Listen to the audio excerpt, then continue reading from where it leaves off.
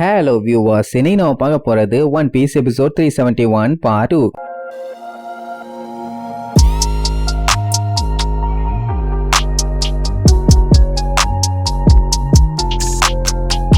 Open பண்ணா போன பார்ட்ல ரோபின் என்னானாலும் சரி அவனை காலி பண்ணா அவன் ஷேடோவும் காலி ஆயிரும்னு நம்பி அவனோட கழுத்தை பின்னாடி பட்டக்குன்னு உடைச்சால. ஆனா அதுக்கப்புறம் தான் பெரிய ட்விஸ்டே. அந்த ஷேடோவிலேயே அவனோட ஒரிஜினல் மூஞ்சி வருது. அதாவது அவன் ஷாகவே இல்ல. அவன் வில்லத்தனமா சிரிக்கிறத நம்ம ரோபின்லாம் மிரண்டு போய் பாத்துக்கிட்டு இருப்பான். இங்க நம்மளுக்கும் ஒரே குழப்பம், ஏன்னா அவன் அங்க இருக்கும்போது எப்படி இங்க வந்தான்னு. அப்புறம் தான் அந்த லூசு பைய மேட்ரை போட்டு உடப்பான். டோப்பல் மேனும் இவனும் அவங்களோட பாடிய எப்ப வேணாலும் எப்படி வேணாலும் ஈஸியா ஸ்விட்ச் பண்ணிக்க முடியும். இத அவன் சொல்லும் போது ரோபினோட மூஞ்ச பார்க்கணுமே அப்படியே பேய் அடிச்ச மாதிரியே இருக்கும். எது பிளேஸ ஸ்விட்ச் பண்ணிட்டாங்களா, இவன் இங்க இருக்கான்னா அப்ப அந்த ஓரோட வயித்துக்குள்ள யார் இருக்கான்னு பார்த்தா அந்த ஷேடோவோட கழுத்தை முறிச்சா என்ன வளைச்சா என்ன, அதுதான் எப்படி வேணாலும் டிரான்ஸ்ஃபார்ம் ஆகுமே. அதுக்கு எலும்பும் கிடையாது சதையும் கிடையாது. அதனால ரோபின் பண்ண அட்டாக் வேஸ்ட். என்ன இருந்தா என்ன, ரெண்டு பக்கமும் கழுத்துல கைய போட்டு இறுக்கி முறிச்சிருந்தான்னா எங்க இருந்தாலும் செத்து போயிருவான்ல. ஆனா அதை பண்ணாம அவனை பேச விட்டு வேடிக்கை பாப்பான். அவங்க கழுத்தை கரெக்டா முறிக்க போற அந்த செகண்ட் இவன் இங்க ஸ்விட்ச் பண்ணிட்டானாமா. அதுவும் வந்தவன் என்ன பண்ணுவான்னா நம்ம ரோபினோட ஷேடோவை அப்படியே பிடிச்சு சர்ன்னு வெளியே எழுப்பான். ஐயோ நம்ம ஷேடோ மாட்டிச்சேன்னு ஷாக்ல இருக்கும் போதே அழகா வெளியே எடுத்து கத்திரிக்கோலை வச்சு வெட்ட போவான். இங்க எல்லாத்துக்குமே பயங்கர ஷாக்கு. ஐயோ ரோபினோட ஷேடோவையும் வெளியே எடுக்க போறானேன்னு அவன் இழிச்சுக்கிட்டே கத்திரிக்கோலை வச்சு கச்சக்குன்னு ஒரு கட்டை போடுவான். அவ்வளவுதான் ரோபின் அப்படியே மயங்கி அங்க பர்த்னு விழுவா. எல்லாத்துக்கும் தூக்கி வாரி போடும். போச்சு ரோபினை மட்ட பண்ணிட்டான்னு. ஏன்னா இப்ப இருக்கிறதுல டஃப் கொடுத்து சண்டை போறதுல இவளும் ஒரு ஆளு. அவன் 2 நாளைக்கு மயங்கி இருந்தான்னா சம்பவம் எல்லாம் முடிஞ்சு போயிருமே. ஐயோ ரோபினோட ஷேடோவை எடுத்துட்டானேன்னு சொல்லி உசோப்பு கதர்னு கதறுவான். என்ன கதறி என்ன பிரயோஜனம், அதான் தூக்கிட்டானே. இப்ப என்னன்னா இந்த ஷேடோவை வைக்க அவனுக்கு பாடி இல்லையாமா, அதனால நானே எடுத்துக்கிறேன்னு சொல்லிட்டு இருப்பானா. அந்த டைம் தான் நம்ம சஞ்சய் சும்மா மின்னல் வேகத்துல வெறி கொண்டு சுத்திக்கிட்டு வருவான். அப்படி அவன் ஒத்த கால்ல வெறி கொண்டு சுத்தினதுனால ஒரு கால் மட்டும் பயங்கர ஹீட்டா இருக்கும். அந்த காலை வச்சு அடிக்கிறதுக்காக ஓங்கி வந்து ஒரு ஜம்ப் ஒழுங்கா ரோபினோட ஷேடோவை விட்டுறான்னு இவன் சொன்னா மட்டும் அவன் என்ன விட்டுருவானா. போடா வெண்ணாம்பா இந்த வாங்கிக்கடான்னு சும்மா நச்சன சஞ்சய் வெளுத்து வாங்குவான். சரி இதுலயாச்சும் அடி விழுந்திருக்கும்னு பார்த்தா மறுபடியும் பாடியை ஸ்விட்ச் பண்ணிட்டான். சோ ஷேடோ மேல அடி விழுந்ததுனால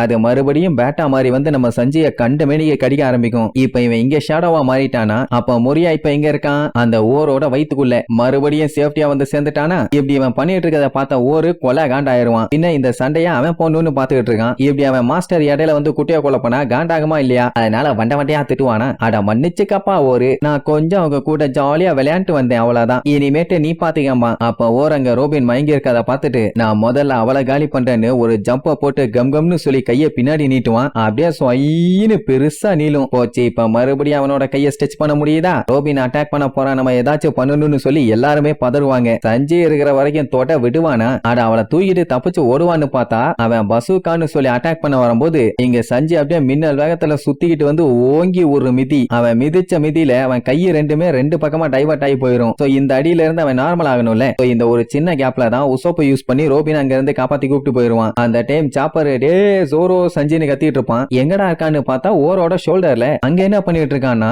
500 வருஷத்துக்கு முன்னாடி இந்த ஓர் செத்து போனான். அவன் எப்படி செத்தான், எந்த ஆங்கிள் செத்தான் எல்லாத்தையுமே அனலைஸ் பண்ணி பார்த்து நம்ம சாப்பர் ஒரு விஷயத்தை கண்டுபிடிச்சிட்டான். அவனோட ரைட் ஆர்ம் லெப்ட் கை வந்து ஒரிஜினல் கை இல்ல, அந்த ஹாக் பேக் ரீகன்ஸ்ட்ரக்ட் பண்ணிருக்கான். அவன் கொடூரமா போட்டிருக்க தையலையே எல்லாம் தெளிவா தெரியுது. அவன் கரெக்டா 500 வருஷத்துக்கு முன்னாடி தான் செத்தான்னு அக்யூரேட்டா சொல்ல முடியல. ஆனா அவன் உறைஞ்சிருந்ததை வச்சு பார்க்கும்போது கண்டிப்பா அவ்வளவு நாள் இருக்குங்கிற மாதிரி சொல்லுவான். என்னன்னா எவ்வளவு பெரிய மான்ஸ்டரா இருந்தாலும் அவன் லேண்ட் ஆஃப் ஐஸ்ல இருக்கும்போது அவன் செத்து இருக்கான். இப்போ இவன் ஒரு ஜோம்பி. இவனால பெயினை ஃபீல் பண்ண முடியலனாலும் அட்டாக் பண்ணா அவன் பாடி டேமேஜ் ஆகத்தான் செய்யும். இவங்க இவ்வளவு நேரமா கண்டமேனிக்கு அட்டாக் பண்ணது எல்லாமே அவன் மூஞ்சி பாடி காலுன்னு. ஆனா இவனோட கையை அட்டாக் பண்ணி டேமேஜ் பண்ணிட்டா அவனோட பவர்ஸ பாதியா குறைச்சிடலாம். அதனால இந்த ஒரே ஒரு கையில மட்டும் போக்கஸ் பண்ணி திருப்பி அட்டாக் பண்ணிட்டே இருங்கன்னு சொல்லிட்டு இருப்பானா. இது எல்லாத்தையுமே ஓர் கேட்டுட்டு என்னடா லூசுத்தனமா பேசிட்டு இருக்க லூசு பயல, முதல்ல உனக்கு எவ்வளவு தைரியம் இருந்தா என்னோட ஷோல்டர்ல உட்கார்ந்து இருப்பேன்னு ஓங்கி ஒரு குத்து வைப்பான். அவ்வளவுதான் எல்லாருமே பதறுவாங்க. ஐயோ சாப்பரை நசிக்கிட்டானான்னு. அவன் கையெடுத்து பார்ப்பான், உள்ள சாப்பரை காணோம். எங்க ஏதாச்சும் தெரிச்சிட்டானான்னு பார்த்தா திருப்பியும் அங்க இருந்து தான் சத்தம் கேட்கும். என்னடா கொய்யால உன் கையாலேயே உன்னை அடிச்சுக்கிட்டியே, நீ ஜோம்பிங்கிறதுனால உன்னோட பெயினை உன்னால ஃபீல் பண்ண முடியல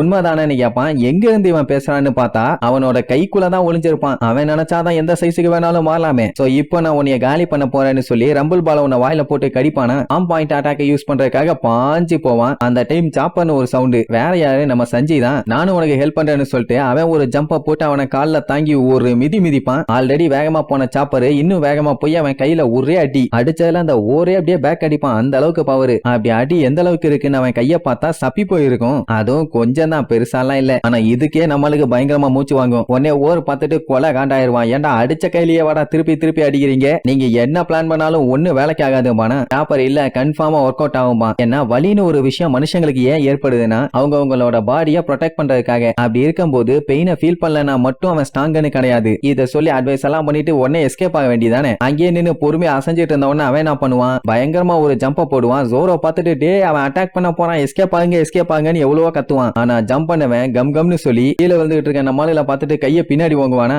அப்பவே ரெண்டு பேத்துக்கு கன்ஃபார்ம் ஆயிருச்சு அவன் பெரிய அட்டாக் பண்ண போறான்னு. அடுத்த செகண்ட் கேட்லிங்னு சொல்லி குமுறு குமுறு குமுறு குமுறுன்னு கண்ட மேனி குமுறுவான். இந்த அடியை நம்மால வைக்கும் போது எவ்வளவு பவர்ஃபுல்லா இருக்கும். அப்ப இது எந்த அளவுக்கு பவர்ஃபுல்லா அடிக்கும். அதுவும் ரெண்டே வேர்த்த. ஐயோ சஞ்சய் சாப்பர் நிலைமை என்னாச்சோன்னு பதறுவாங்க. பார்த்தா ரெண்டு பேரும் ரத்த கலரியோட செதறுவாங்க. பேச்சு மூச்சே இல்ல. பின்ன அடி சரியான அடி இல்ல. நம்ம எல்லாம் போச்சுன்னு ரொம்ப ஃபீல் பண்ணுவான். ஏன்னா பிராங்கியும் ரோபினும் ஆல்ரெடி மட்டை. இப்ப இவங்க ரெண்டு பேரும் மட்டை. பேலன்ஸ் இருக்கிறது ஜோரோ, உசோப்பு, நமி. லூஃபி எங்க போனான்னு தெரியல. இப்படி ஒவ்வொருத்தையா காலி பண்ணிட்டு இருக்கானே, என்ன பண்ணுன்னு சொல்லிட்டு எல்லாருமே பதர்னா அவன் நம்மளையில பார்த்து கேவலமா சிரிப்பான். 5 பேரை காலி பண்ணியாச்சு, இனி மிச்சம் இருக்கிறது நீங்க 3 பேரு மட்டும்தான். என்ன கண்ணுகளா, சண்டைக்கு தயாரான்னு வில்லத்தனமா சிரிக்கிறதோட இந்த எபிசோடுக்கு எண்டு கார்டு போட்டு முடிக்கிறாங்க.